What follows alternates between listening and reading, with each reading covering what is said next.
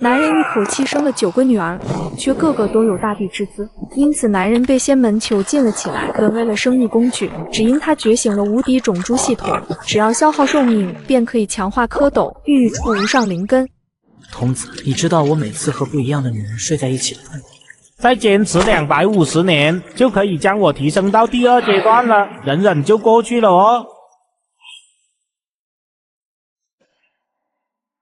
甘心先生，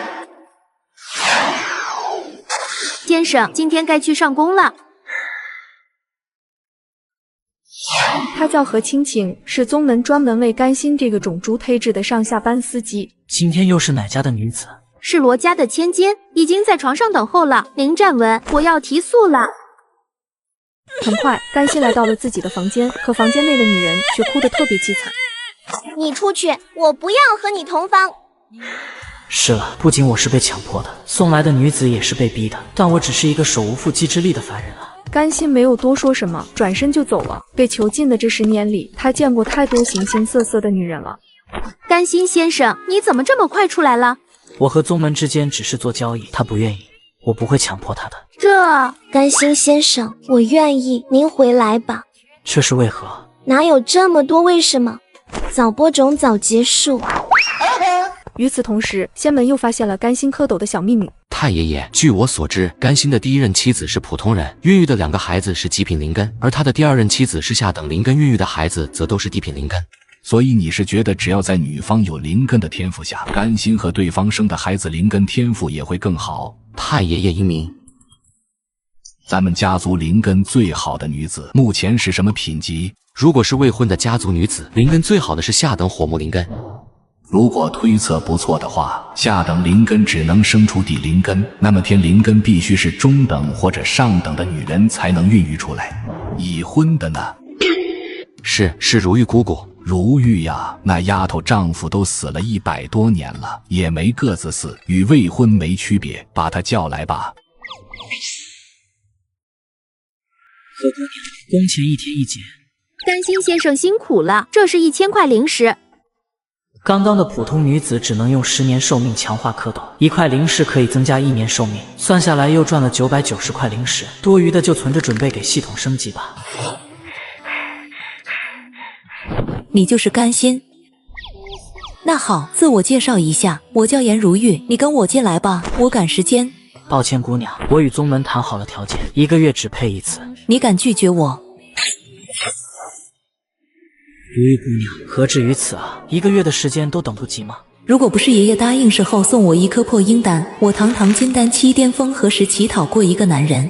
我赶时间，你说吧，怎么才能让我插这个队？这就是普通人的命啊！面对修仙者，连反抗的余地都没有，得加钱。颜如玉同意他的加钱后，2人迅速开始了生产任务。丁，检测到受体为上等灵根天赋者，请从消耗10年、50年、250年、1000年寿命中选择强化指示。第一次与上等灵根合作，多出来了一个消耗1000年寿命的选项，不知道消耗1000年寿命能孕育出什么样的灵根。你这是什么表情？难道我没有吸引力吗？系统，我选择消耗1000年寿命。很快，颜如玉满意的离开了，可甘心被他压榨的整个人都虚了。这一单除去成本的话，算是挣了1000块灵石。我送你回去吧，日后在家好好调养身子。相公，你今日怎么比平时虚弱这么多？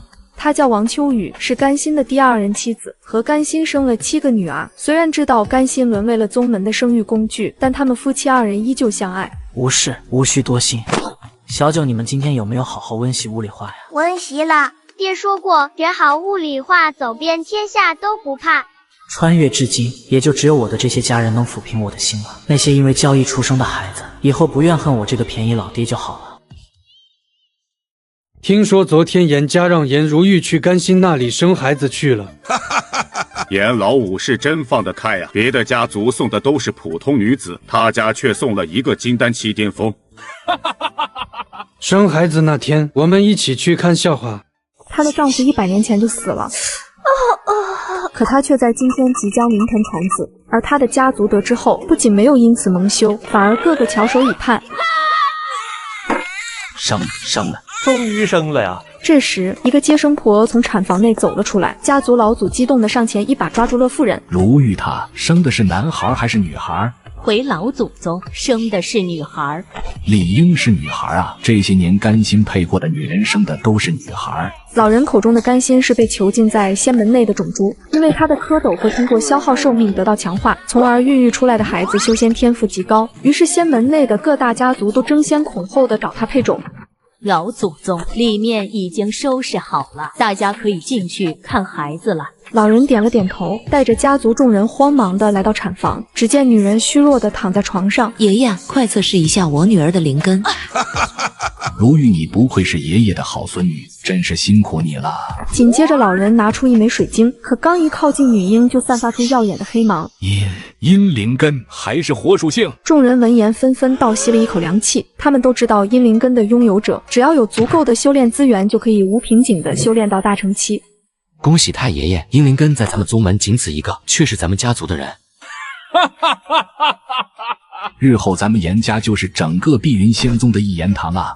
太爷爷现在还不是高兴的时候，其他家族还不知道上等灵根的女人和甘心能孕育出阴灵根。如果今天阴灵根出生的事情传出，恐怕阴灵根就不值钱了。你们都听到了吗？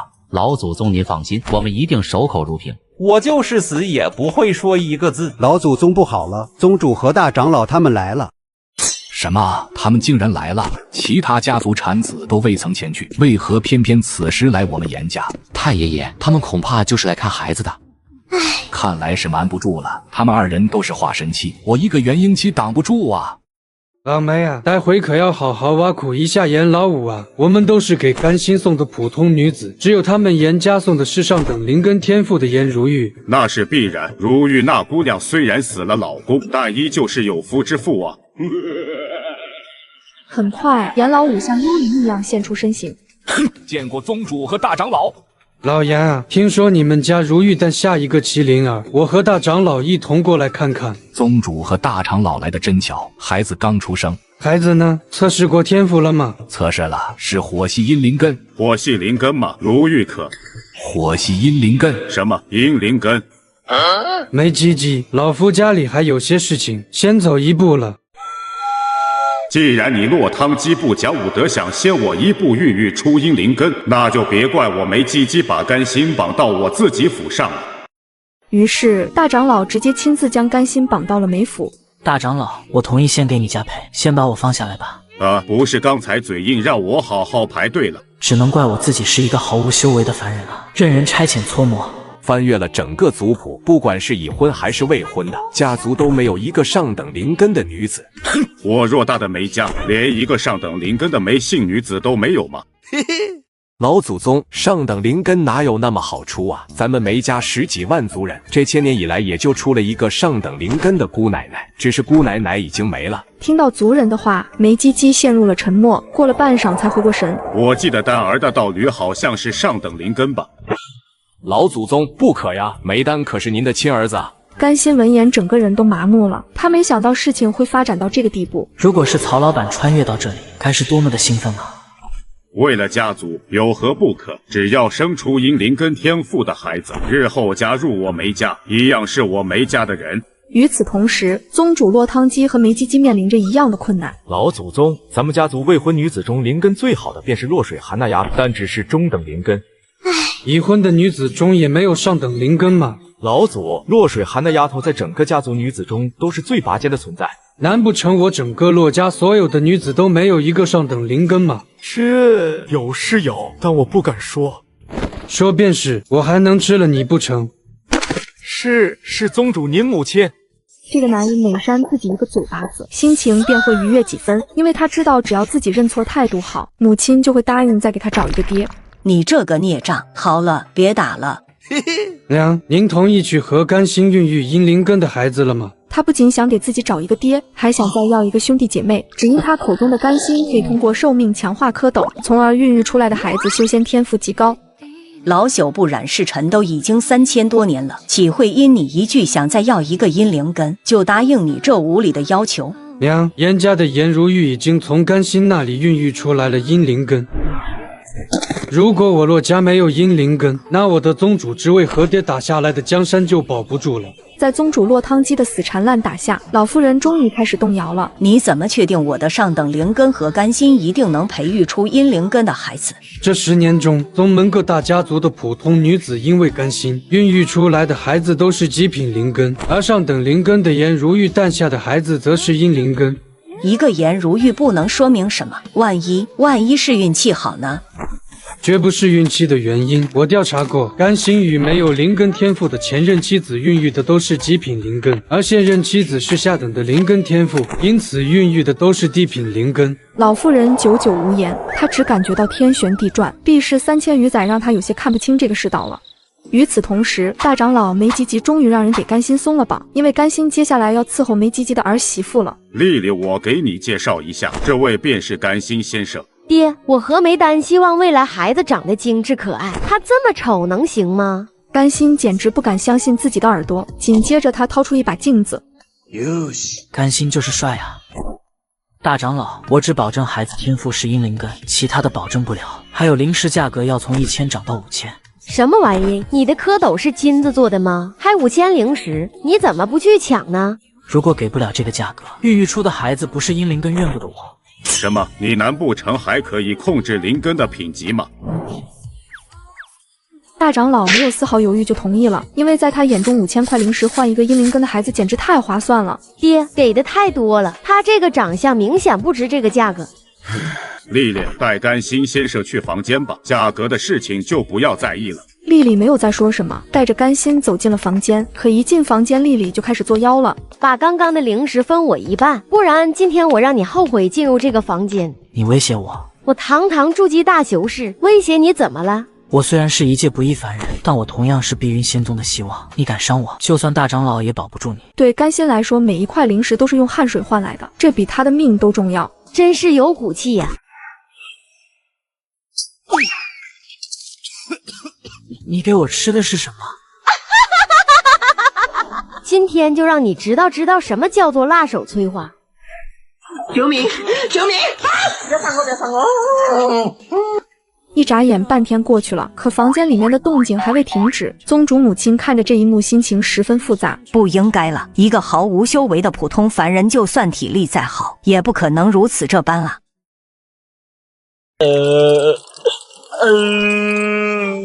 太尼玛可怕了！这11年间，什么丑女人我没见过，这么糟蹋人的，在大长老这里真是独一份啊！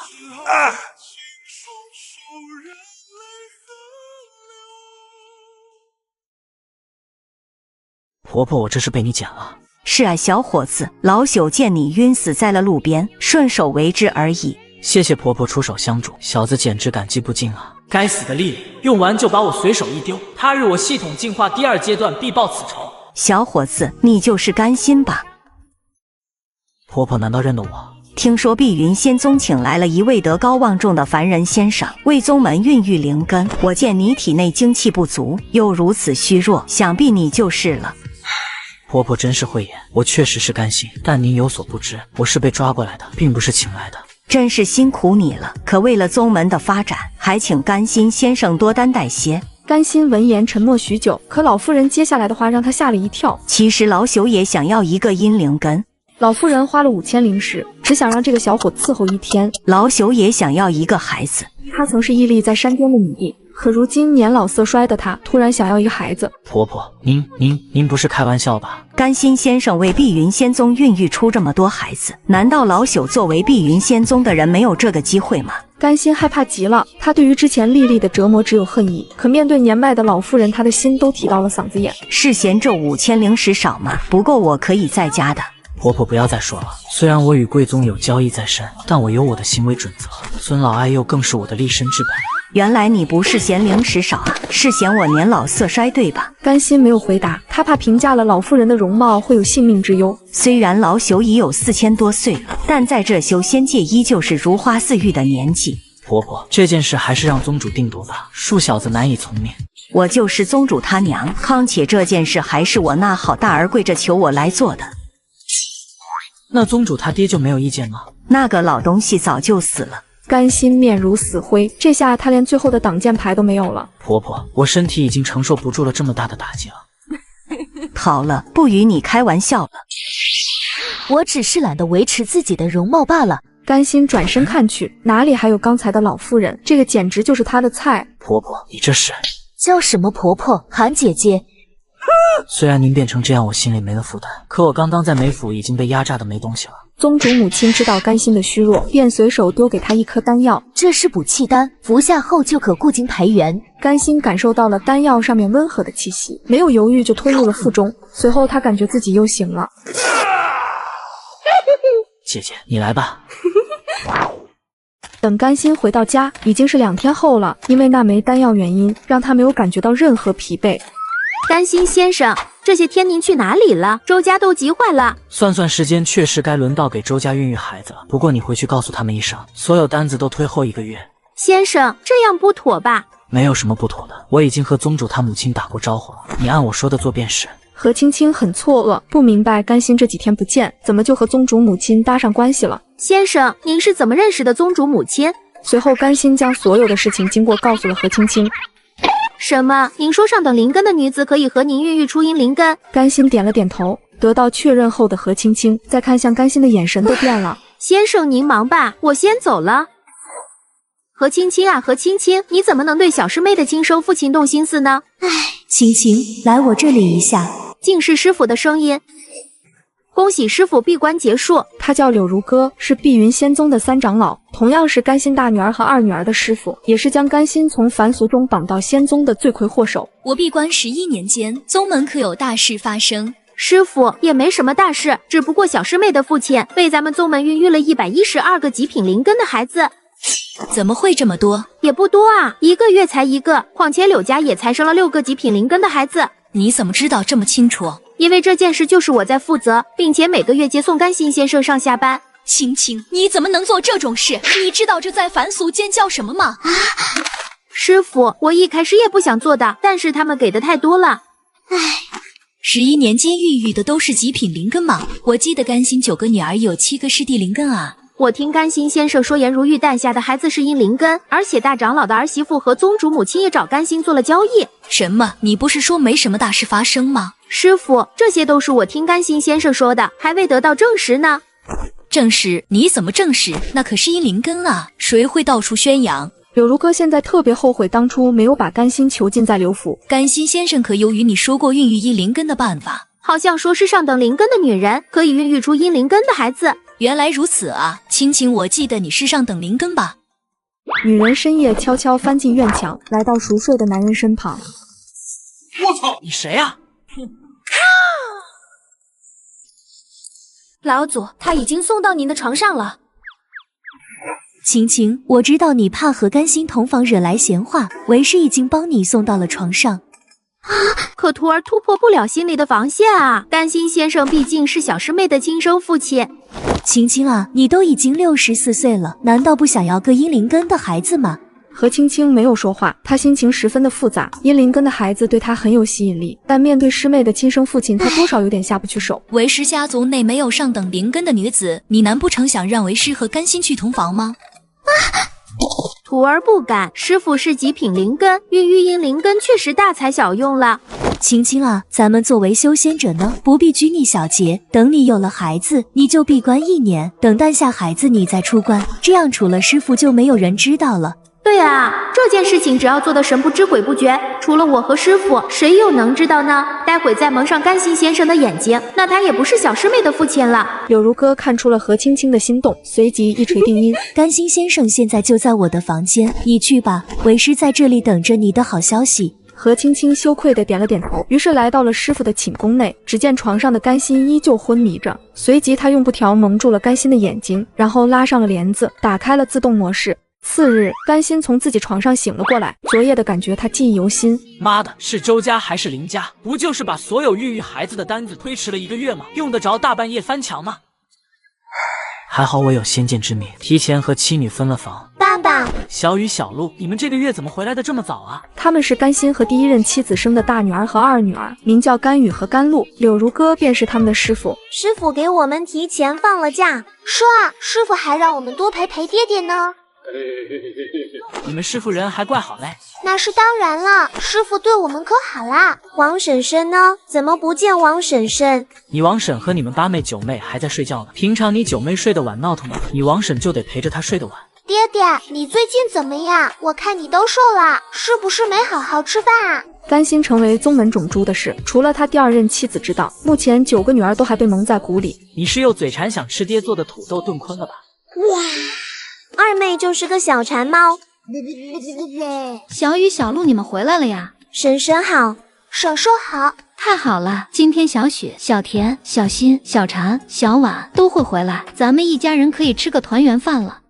一晃3个月过去了，何青青的肚子有了动静后，接送甘心上下班的司机就换成了柳如歌。从今天开始，青青就不来负责你的工作了，以后你的工作由我负责，我修为高一些，可以更好的保护你的安全。甘心点了点头，对与谁来接他上下班，他没有什么意见，因为有意见也没用，仙门不鸟他。三长老，我这份工作还希望您替我保密，不要让我的女儿知道。放心吧，这件事你女儿不会知道的。那就多谢三长老了。很快，甘心来到了工作的房间内，可当他看到那个熟悉的身影，就忍不住的想退后。只是一瞬间，他就感觉身体被禁锢一般，动弹不得。怎么，见到我那么害怕吗？这次我又不是插队。如玉姑娘，您多想了。哼，过了，伺候我。甘心无奈的点了点头，于是这一点头就是1天1夜的汗如雨下。等他走出房间后，双腿忍不住的打摆子。区凡人竟能顶得住金丹7巅峰的压榨，还算不错。甘心没有理会柳如歌的嘲讽。系统到底还差多少灵石可以升级？快了哦！快了！你特么倒是说个数啊！别着急，马上就要来大单了哦。什么？洛宗主，你们能够批量培养极品灵根的事情我们都知道了，明人不说暗话，把方法交出来，不然的话，我们只能一起联合起来灭了你们。这特么就是你说的大单子？男人只因一口气生了9个女儿，就令无数仙子对他投怀送抱，甚至各大仙门也为他大打出手。好了，不要再揍我们了，我告诉你们能生出极品灵根孩子的方法。就这样，落汤鸡将把甘心囚禁在宗门沦为种猪的事情全部说了出来。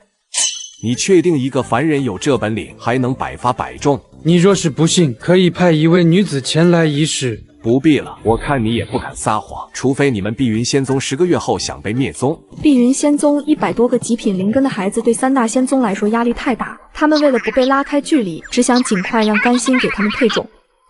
妈的，还想着3大仙宗在确认的期间让甘心多配几个呢？这下没戏了。还希望3位道友一定要好好保密呀，实在是狼多肉少啊。放心好了，这一点肯定比你做得好。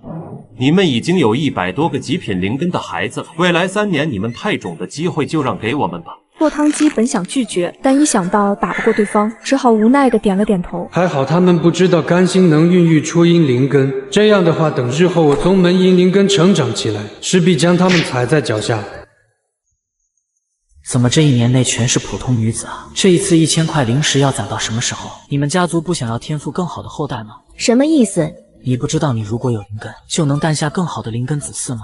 我不知道啊，你这句话是什么意思？接下来，甘心与他从头到尾解释了一遍，这让女人很是震撼。你是说，只要女子的天赋灵根越好，诞下的孩子天赋灵根也会更高？是的。工作结束后，女人回到了自己的仙门，就把这件事告诉了宗主。妈的，这碧云仙宗不老实了，必须要找他们要一个交代。于是男人联合其余2宗，再次前往了碧云仙宗。在实力的压迫下，碧云仙宗又让出了1年的甘心使用权。得到满意的赔偿后，3大宗主回到仙门，立即开始了配种大业。宗主，我皇坤峰的月蝉是上等灵根，让他去吗？宗主，我弟坤峰的沉木丸也是上等灵根。宗主，我是极品灵根，另外我1000多岁都没有孩子，我也想要个孩子，就让我去吧。女人的话把所有人都吓了一跳，都不由得看向她身边的男人。四长老，你没有开玩笑吧？怎么，我不能要孩子吗？可是您不是有道侣吗？谁规定有道侣就不能要孩子了？诸位，我和明月都是元婴后期，已经很难拥有自己的孩子了，所以明月能够拥有孩子，我是支持他的，而且我保证可以把孩子当成自己的孩子来培养。经过夫妇2人的力排众议，1个月后，詹明月和甘心对接成功。可这一幕却被碧云仙宗的人发现了。老恶，这詹明月是极品灵根，那他诞下的孩子岂不是阳灵根？这样肯定不行。要是让七玄门有了杨灵根的孩子，而我们却没有，未来我们必定会被他们压一头。是啊，老骆，咱们也必须要拥有杨灵根的孩子。我妈都已经慷慨就义了，回来我去劝劝柳如歌师妹吧。宗主，咱们探子说七玄门安排极品灵根的四长老沾明月去了，咱们也不能落后啊。极品灵根诞下的孩子很可能就是杨灵根，那可是真正的大帝之子啊！咱们青霞门极品灵根的女子有3个，有2个有道侣，让没有道侣的清平丫头去吧。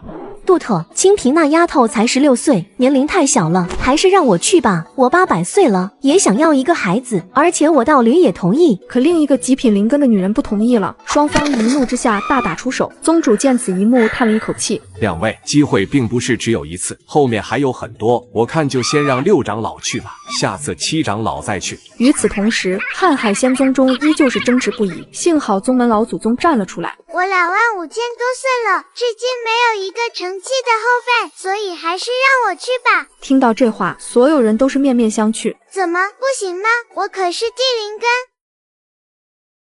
青青啊，这次还是1万块灵石，不然弥补不了我的身子。和青青诞下孩子后，又重拾了司机这份工作。不好意思啊，甘心先生，我这次没带够灵石，我去找宗主取一下，等我一会。宗主，这次青霞门送的女子也是极品灵根，还是1万灵石。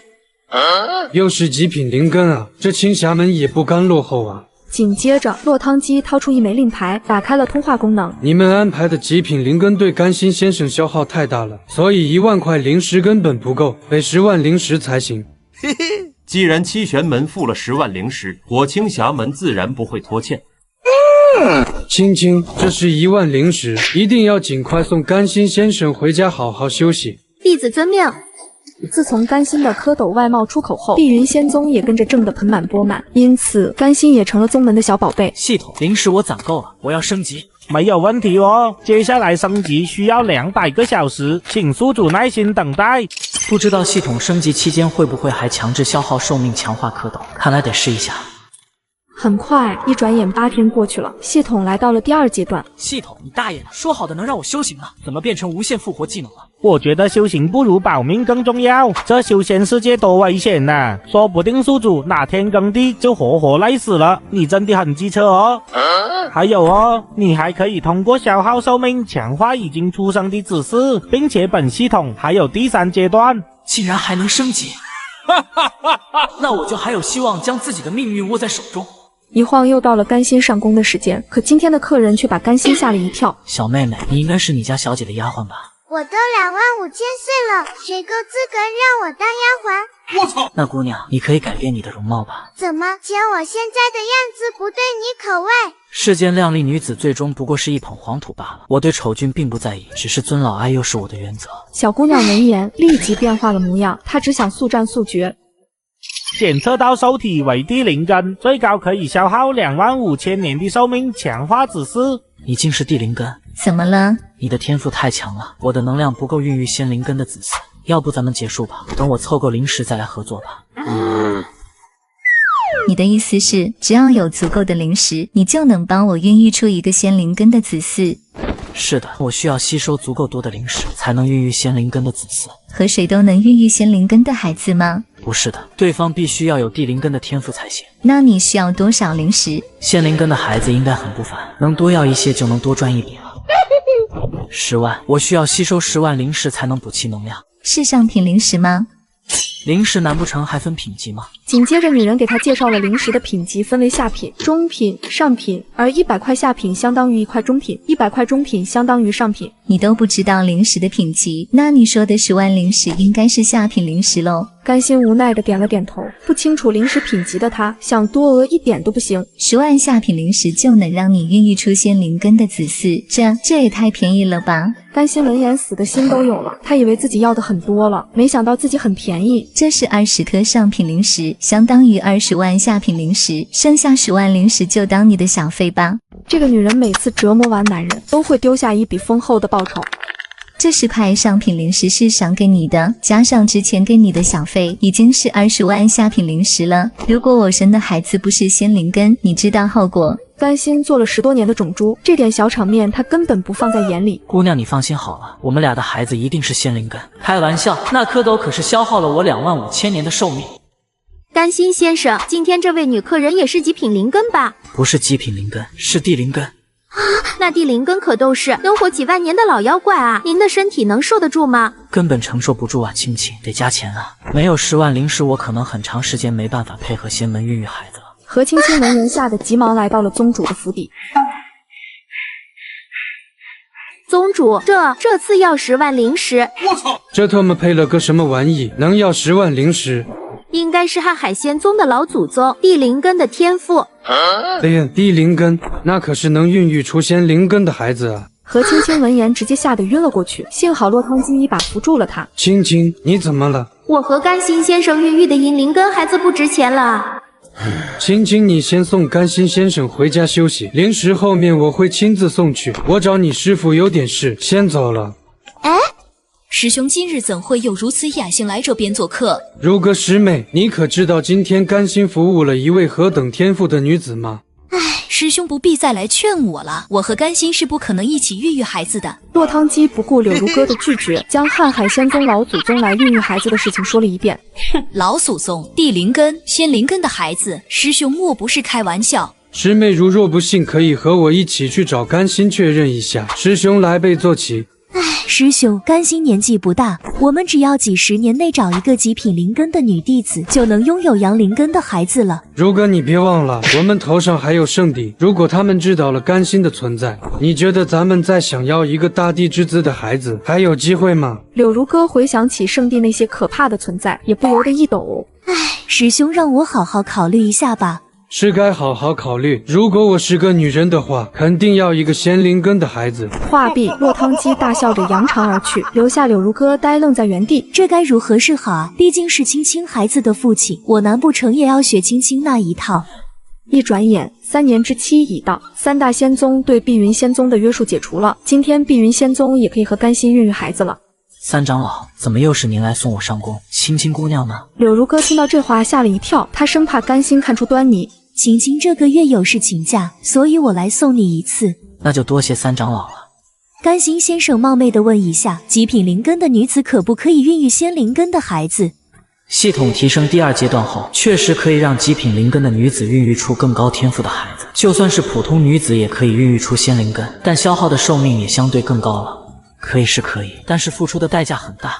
柳如歌闻言又惊又喜，能有多大代价？这个就要消耗上亿的下品灵石了。怎么会这么多？极品灵根想打破极限孕育仙灵根，就好比浮游上青天，难度极大，消耗的灵石自然不会少了。柳如歌又和甘心询问了一些细节，发现此事确实可行，他的心情难以平复。1亿5000多块灵石我身上根本就不够，只能去一趟师兄那里了。甘心先生，我肚子有些不舒服，想要屎，你在船上等我一下可以吗？三长老您快去，我不着急。师兄，咱们请落云山的地灵根女子来孕育仙灵根要花多大代价？对方出的价格是3万上品灵石。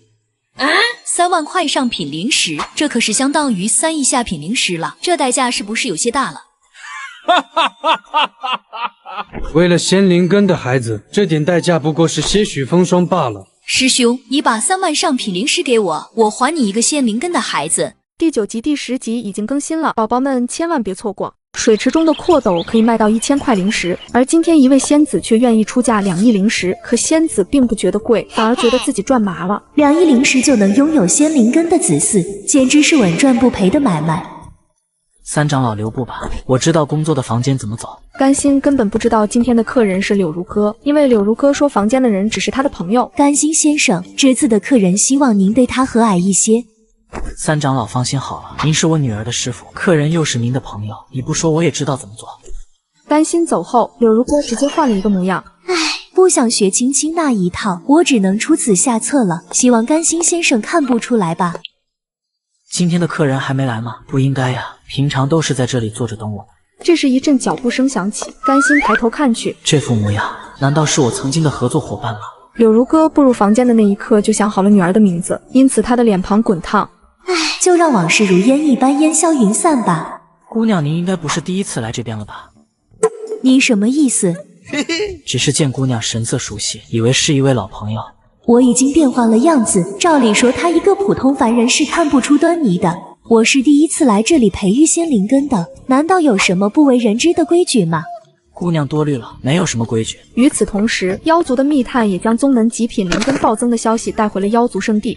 那边的探子可有查明人族用的是什么秘法孕育的孩子吗？禀圣主，这件事被人族几大宗门封锁的水泄不通。那探子目前在人族宗门只是小小的杂役，所以只有这些消息。废物！想当年我给人族洗裤衩子都能洗出妖族的万年安瓶，他竟然连一个消息都获取不到。妖姬，速来见我！我操！你速度怎么这么快？我开车来的呀。你又换新车了？没有，我最近在瓜子二手车上买了一辆宝马3系，没想到才花了9万多，比新车便宜了20多万。现在新车掉价快，买瓜子特划算。这么便宜，靠谱吗？当然，瓜子每台车都经过官方专业检测，能先试开3天，放心买就行。要是有旧车，还能放瓜子上高价卖了。总之听我的，买卖二手车上瓜子就对了。圣主，不知你唤我有何吩咐？去一趟人族，将这些年人族诞下极品灵根孩子的方法给我带来。遵命。只要我秘法到手，奴隶人族的万年大计势必如虎添翼啊！这次工作时间确实久了点，可三长老也不能把我丢在这里不管不顾了呀。甘心先生实在不好意思，让你久等了。我刚接到师傅的传音就过来了。青青姑娘，你师傅这确实有点不靠谱，一声不响的就离开了，我一个凡人怎么回去？先生错怪我师傅了，他在外面等了3天了，只是刚刚感觉有点不适，他驾驭不好飞行灵气就先离开了。他只是说了句随便，就被仙子来了个霸王硬上弓。救命！救命！师妹成了吗？是仙灵根的孩子吗？现在还不知道，只能等10个月后才能知道是什么天赋。没事，等得起。一眨眼10个月时间过去了，这天柳如歌抱着一个孩子来到了宗门禁地之中。高阶测试仪都准备好了，我们来测试一下这孩子的天赋吧。柳如歌点了点头，将女婴慢慢的放到了灵根测试仪上。只是一瞬间，灵根测试仪器上散发出耀眼的白芒。果然是仙灵根，这甘心真是我碧云仙宗的福星呢。这些年我们通过其他宗门挣了不少灵石，尽快安排宗门内的女子去甘心那里孕育仙灵根吧。仙灵根，甘心，这碧云仙宗果然有大秘密，甚至连人族圣地都不曾得知，藏的可真够深啊！把他们都杀了，逼出甘心的下落。不能打草惊蛇，甘心说不定对我们妖族有用。你们闭嘴，先查清楚甘心如何孕育孩子的秘密，然后传给圣主，让圣主定夺。与此同时，人族圣地中也得到了碧云仙宗有很多极品灵根孩子的消息。圣主，极品灵根在我们这里做外门的资格都没有，没必要去那贫瘠之地探查吧。虽然极品灵根不值钱，但耐不住量大。如果有了大量培育极品灵根的方法，日后妖族再次侵犯，就不必再像上次一样签订和平条约了。妖族万年以前就被我们打怕了，龟缩不住，何必担心这些蛇鼠之类的？这一切不过是暴风雨来临前的宁静罢了。安排人下去走一趟吧。圣主，查到了，是一个叫甘心的男人，他播种出来的孩子修仙天赋都极高，甚至目前还能孕育出仙灵根。什么？此事可当真？当真，您看我们要不要将他绑来，为我们妖族孕育孩子？虽然是一个毫无修为的凡人，但如果能为我妖族所用，也不为是一个好的棋子啊。那你和姬坤一起去吧，如果他不能为我妖族所用，就让他消失吧。而此时人族圣地的使者也来到了碧云仙宗。落汤鸡呀，听说你们碧云仙宗最近出生了不少极品灵根的孩子啊。落汤鸡吓坏了，圣地派下来的圣使一口唾沫都能把他淹死。圣使大人，最近几年确实是祖坟冒青烟，诞下了几个极品灵根的孩子，还好他们不知道仙灵根孩子的事情，还有周旋的余地。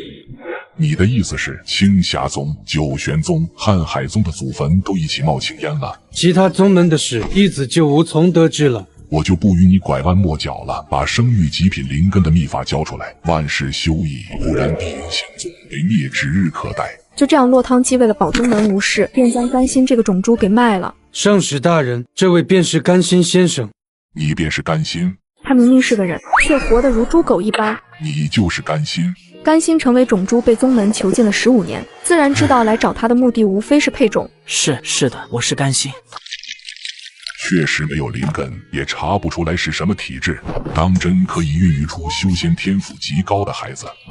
圣使大人，弟子不敢撒谎，你可以检查一下他女儿的天赋。圣使点了点头，便来到了小九小八的身前，拿出了一枚灵根测试水晶。当水晶靠近的那一刻，就散发出耀眼的光芒。竟然都是地灵根，而且确实是甘心的血脉，看来此人的情况是真的。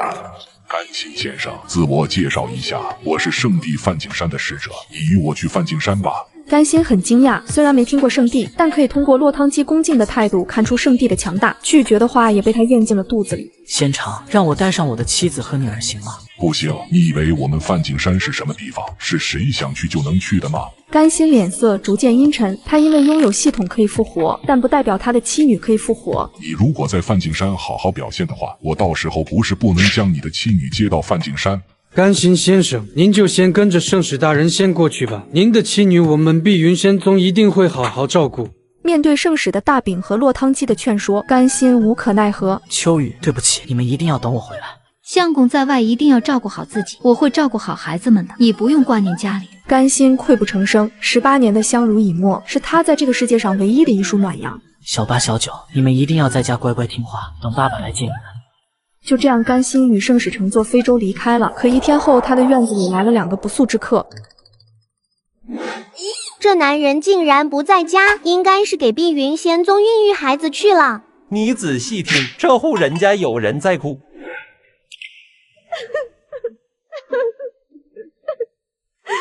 不对啊，之前这个叫甘心的去孕育孩子，并没有出现这种情况，难道是甘心出了什么意外？我来查看一下这户人家的记忆，稍等片刻。记住，不准伤及其性命，日后说不定是拿捏甘心的好把柄。1刻钟后，妖姬和姬坤踏上了追逐甘心的行程。没想到这梵净山圣地竟然钻了我回妖族的空子，真是该死！别着急，以我们的速度，定能在他们进入圣地赶上，并且他们只来了1个人，到时候将甘心抢来便是。与此同时，圣地的使者正在和甘心商议孕育灵根的价格。一个极品灵根的孩子1万下品灵石，地灵根10万，天灵根50万，阴灵根100万，阳灵根500万，仙灵根3亿。甘心闻言很是激动，这价格比碧云仙宗给的太多了。甘心先生，我们圣地不需要您1天孕育10个灵根，只要每天1个就行。不行，我只是一个普通凡人，这样我会死的，最快1周1个。圣使闻言大喜，他不奢求甘心1天1个，哪怕半月1个他也能接受。何等鼠辈，竟敢拦我圣地梵净山的非洲！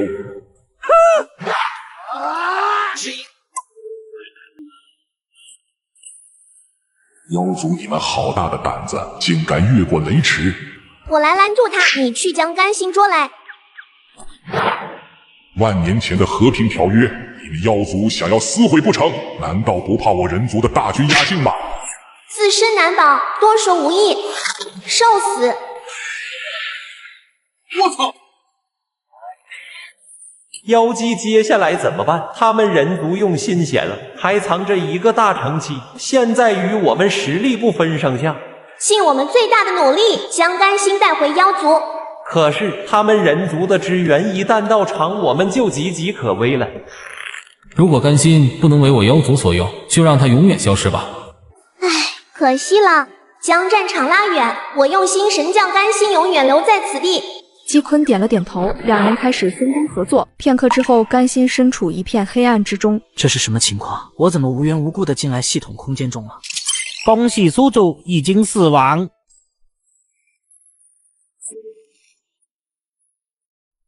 要死了吗？可是我还不甘心。秋雨他们还在等着我回去。宿主别怕哦，咱们还能复活呢。系统，我复活需要多少时间？复活需要10万年，期间宿主的意识会陷入沉睡。什么？10万年？10万年后早已物是人非，秋雨和女儿们估计就不在了。系统能消耗灵石缩短复活时间吗？无法缩短时间，但是你可以通过消耗灵石提升子嗣的灵根。那秋雨呢？秋雨只是一个凡人，10万年后他就不在了。这次系统没有回答他的问题，于是他只好开始强化9个女儿的灵根。除了小8、小9因为灵石不够提升到了阳灵根，其余的7个女儿皆是仙灵根。系统开始复活吧，希望10万年后你们都还在。1天后，甘心去世的消息传回了碧云仙宗。甘西先生在去圣地的途中被妖族袭击，遇难了。王秋雨听到噩耗，身子一软，瘫倒在了地。不可能，这不可能！父亲一定不会丢下我们的。小雨，你一定要稳住道心，事情已经发生了，节哀顺变。小雨，停下来。不要打扰他，他有突破的迹象。话音刚落，甘雨周围的灵气急速汇聚，宛如汪洋一般汹涌，霎时间天地皆暗。呀！大成期连破3级，我甘雨在此以天道立下誓言，来日妖族之地寸草不生。大姐，还有我们。自此，人族与妖族兵戈相向5万多年，直至妖族灭亡。复活了，10万年就这么过去了。来了，恭喜宿主复活成功。10万年的时间，9个女儿不出意外应该都成长起来了。就在甘心感慨的时候，一辆车停在了他的面前。别动，大姐！我操，这还是修仙世界吗？哪来的车呀？这是我最近在瓜子二手车上买的一辆大众高尔夫，没想到才花了5万多，比新车便宜了8万多，但开起来跟新的一样，买瓜子特划算。这么便宜，靠谱吗？靠谱啊！瓜子每台车都经过官方专业检测，能3时开3000，放心买就行。要是有旧车，还能放瓜子上多赚卖。总之听我的，买二手车上瓜子就对了。难道是因为我给女儿们补习的物理化的原因，导致修仙界发展到这种地步了？墨迹什么呢？把值钱的东西交出来，不然让你去见太老。甘心无奈掏出了1两银子，他生怕再沉睡10万年。就这么1两银子，你他妈大发叫花子呢？不信你们搜！2个劫匪闻言立刻欺身而上，片刻钟后，劫匪只翻出一只裤衩子。妈的，这裤衩子多久没洗了？味道真他妈大！给我闻闻。操，给我喂！甘心见状，连忙溜了。太危险了，这2个土匪指不定有什么大病，晚走一会儿估计就人间悲剧了。宿主放心，这2个人只是对裤衩子情有独钟，对你没想法的。系统，你能不能让我修炼了？不然我要这长生有何用？本系统再次升级后，可以解决你修炼的问题哦。甘心闻言放心了很多，女儿的庇佑总归没有自己实力来的安心。系统帮我查看一下女儿们的信息。宿主的女儿还有28个，其中你疼爱的9个女儿都还在，除了小8、小9是渡劫后期，其余的7个女儿都是人仙后期。9个女儿竟然都还在，系统，那可以帮我定位我女儿的位置吗？我没这个定位大地的本领。对了，现在科技发达，有手机，而且女儿们这么强大，网上肯定可以查到信息。宿主，最后1两银子刚刚被抢走了，你现在好像连裤衩子都没有了。没事，我可以去先洗盘子挣钱。我觉得你完全可以重拾老本行，这样来钱快。我女儿还没寻到，万一再被人囚禁起来，我吃不消啊！与此同时，一位靓丽女子远在千里之外，突然有一股熟悉的感应。好浓郁的血脉感应啊，竟比和甘雨甘露的感应都要强烈，与母亲一般。照理说，自从母亲去世后，就不该出现这股强烈的血脉感应，看来得去探查一番了。女人卖力地跳进水池中，只为吸引附近男人的注意。救命啊！荒山野岭之中，女子呼救这个桥段好像有些熟悉啊！道歉了，姑娘，君子不救。这人傻逼吧？谁家女子落水不来一个英雄救美啊？如果不是搜魂对你没用，我柳如烟何须如此这般？到时你若不是我那便宜老爹，看我不把你活剥了！不对，我一个手无缚鸡之力的凡人，他如果想要害我，不可能如此这般演戏啊！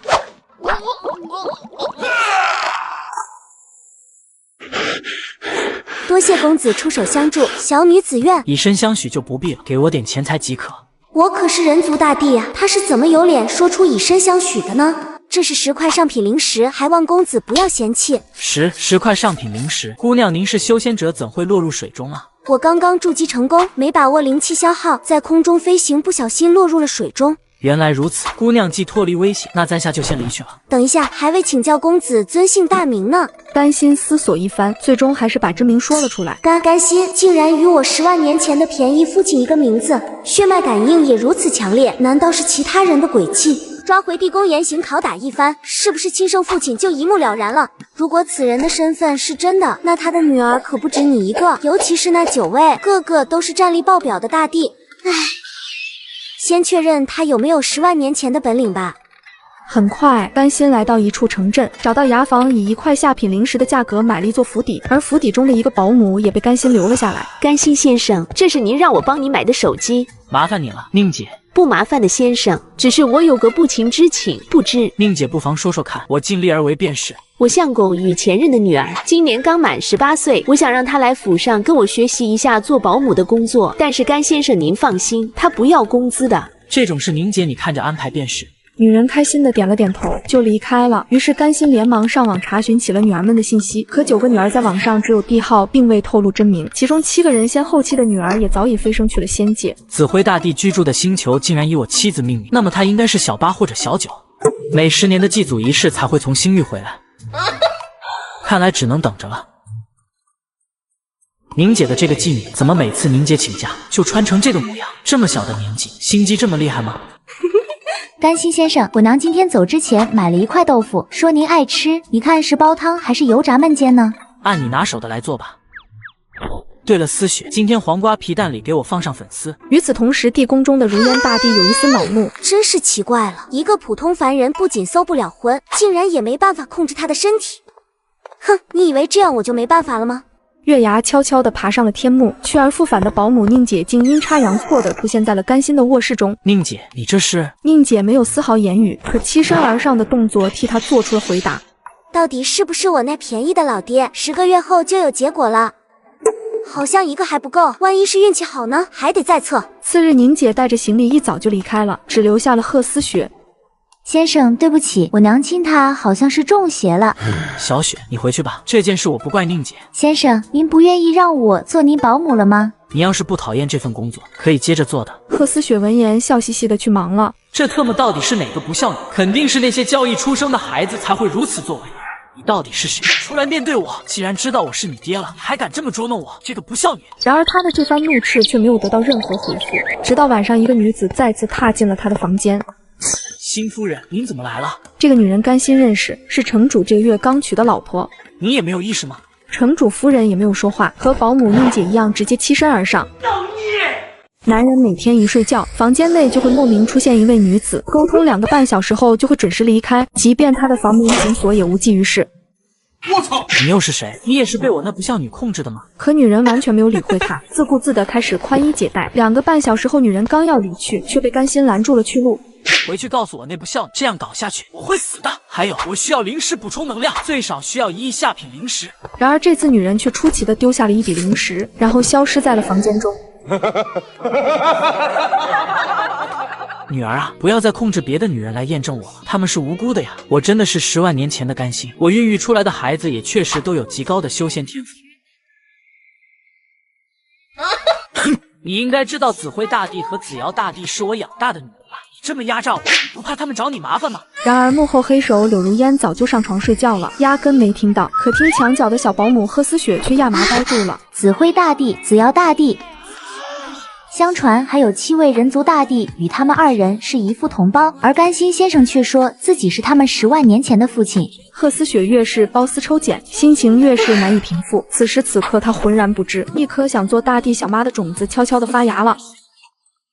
甘心先生，今天早餐想吃些什么？我用新买的 iPhone 给你下单。你又换 iPhone 了？那多贵啊！现在上转转买2手才更划算。我这苹果15只花了3900，比新款便宜2000。最近又在他家买了个笔记本，性价比也挺高的，办公看剧都很流畅。真挺便宜的，靠谱吗？放心吧，我研究过了，转转官方验的数码产品都经过多轮检测，跟新机一样，支持1年保修。总之，买2手上转转就对了。今天早餐我就不吃了，想多休息会儿。唉，不知道甘心先生什么时候才能闲下来，好让我趁虚而入。一转眼到了晚上，在贺思雪的见证下，一位女子再次走进了甘心的房间。希望中午的枸杞乌鸡汤对您有帮助。唉，救命！救命！啊！